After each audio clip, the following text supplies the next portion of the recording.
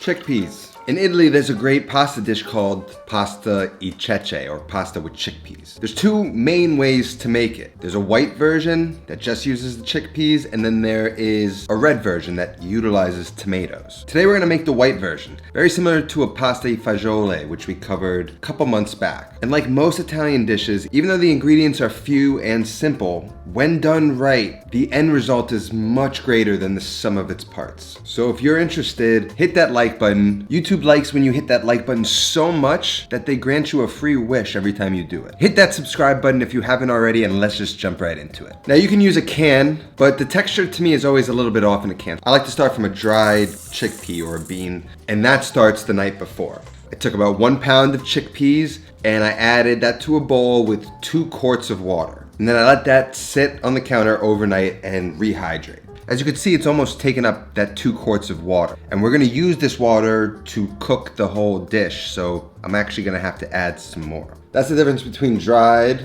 and hydrated. It's gonna take much quicker time to cook now. So I'm gonna add 2 more quarts of water, knowing that I'm going to blend a bunch of these beans up. That's gonna thicken it, and the pasta is gonna get cooked in it, and that's also gonna thicken it. So you need to make sure there's enough water in it when you're starting from dried. You're gonna need a lot less water if you're making it from a can. So we're gonna let this sit over here. Some of the other ingredients we have, and there's lots of variations to this dish, so there's no right and wrong way. Some people don't use onion, they don't use carrots. Some recipes do. You know, I say if you got carrots and you got onions, why not throw them into the dish? They're all gonna add different flavors, some sweetness, a little bit more depth. So feel free to just add some basic aromatics if you've got them, and if you don't have them, you don't need to add them. So don't be afraid to be free about this. We've got ditalini. Ditalini is always a great choice for soups, especially something like this. It kind of matches the chickpea size. Got some rosemary. Got some sage. We just gotta chop up some onions, some carrots, and some garlic, and I have some pecorino romano for the very end. Peel the onion, save the scraps in the freezer for a batch of brodo. Clean the carrots and then dice all the vegetables roughly the same size as the ditalini or the chickpeas.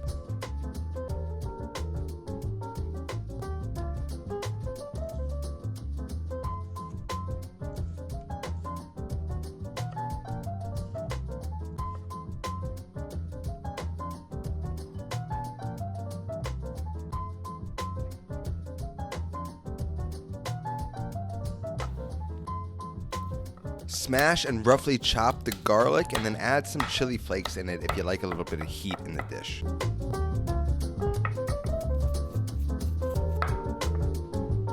Before we jump right into it, I just want to thank my patrons real quick, scrolling up on the screen right now. Without the support of you guys, this show wouldn't be possible. And so I appreciate every single person who has signed up to become a Patreon supporter, considered a producer of the show, and you get your name running up on the screen right now. So appreciate all of you. Thank you so much for the support. Now let's go make some pasta with chickpeas. In a large Dutch oven, add olive oil and preheat that over medium heat. Once hot, add the onion and carrot. Season with salt and cook for about 5 minutes until softened and translucent. You could be generous with the olive oil here. The chickpeas are going to soak a lot of it up, and it's going to be the vehicle for transferring the flavor to the chickpeas. Then add the garlic and chili flake. Cook for another 2 minutes. Add the sage and rosemary. Cook for a minute or so, and then add the chickpeas. You can sort of strain them out of their water just to sort of get the chickpeas coated in all that flavor, or you can just add all of it at the same time. It doesn't really matter.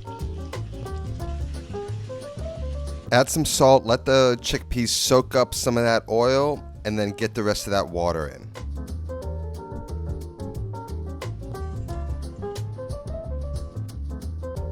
Bring it up to a boil, then drop to a simmer. Skim off any foam that might rise to the top.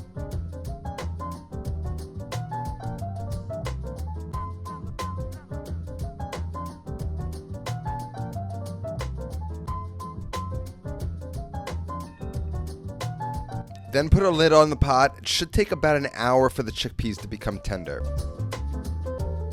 Once they're tender, we want to take some of the chickpeas and puree them. If you have a blender, you take out a half or 2/3 of the chickpeas and blend them with some of the water. Otherwise, I have a stick blender here, so I'm just going to do it in the pot. Although I will say a blender does this better. Now, you still need to cook the pasta, which is going to thicken everything. So it's sort of a guessing game as to how thick it needs to be now to make it perfect at the end. Once you've pureed the chickpeas, and you got it back into the pot, we're gonna season with a little salt and add 1.5 cups of the ditalene. And we're gonna cook that really slowly for about 10 to 12 minutes or until it's al dente, stirring the bottom of the pot constantly, making sure that nothing sticks to the bottom of the pan. Once it's thickened and the pasta's al dente, check for the seasoning and give it a quick adjustment, and then serve immediately with some olive oil, some fresh cracked black pepper, and some Parmigiano or some Pecorino cheese on top.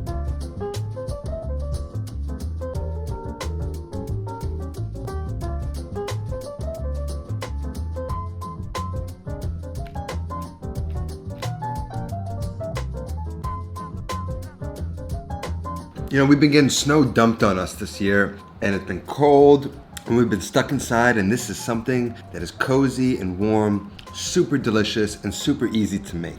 But that's all that I have today. I'll see you guys next time. Until then, take care of yourself and go feed yourself.